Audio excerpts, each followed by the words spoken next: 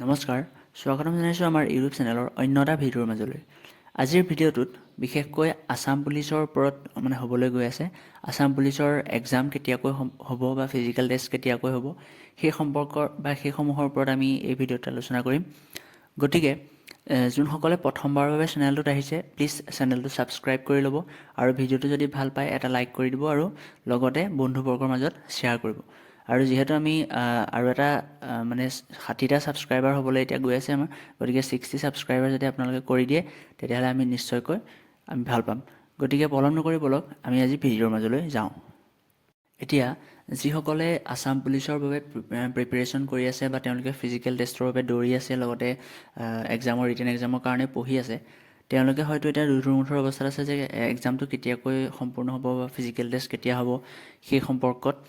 গতিকে ইয়াৰ বাবে এটা মুখ্যমন্ত্ৰী ডাঙৰীয়াই এখন মিটিঙত তেওঁ ইতিমধ্যে উল্লেখ কৰিছিলে যে আপোনালোকৰ যিটো এক্সাম হ'ব, যিটো ফিজিকেল টেষ্ট হ'ব, সেই ফিজিকেল টেষ্টটো জুলাই মাহত অনুষ্ঠিত হ'ব বুলি তেওঁ ইতিমধ্যে কৈছে।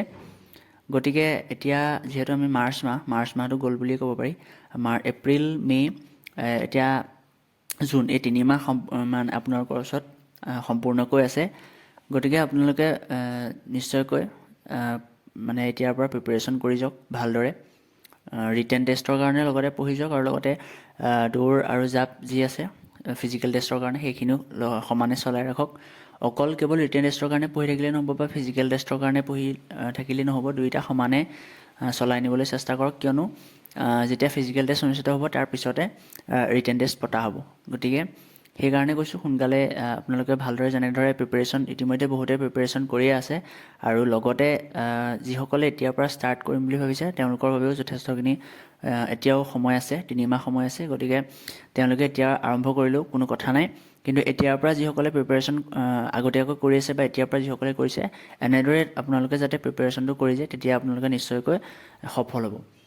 গতিকে এই যি মুখ্যমন্ত্ৰী ডাঙৰীয়া যিটো কৈছে কথাটো, সেই কথাৰ তেওঁ যিটো মিটিংখনত যিটো ক্লিপ দিছে, ভাষণ দিছে, সেই সম্পৰ্কত আমি ভিডিঅ' ক্লিপটো লগত লগাই দিছোঁ। গতিকে এতিয়া আমি ভিডিঅ' ক্লিপটো আপোনালোকে চাব আৰু ভিডিঅ' যদি চাই ভাল পায় তেনেহ'লে লাইক কৰিব, শ্বেয়াৰ কৰিব আৰু চেনেলটো ছাবস্ক্ৰাইব কৰিব।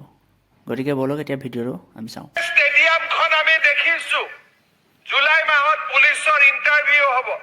ৰাতিপুৱা দেখিব ল'ৰা-ছোৱালীবিলাক দৌৰি থাকে যে আমি দৌৰি পেলাই চাকৰি ল'ব লাগিব।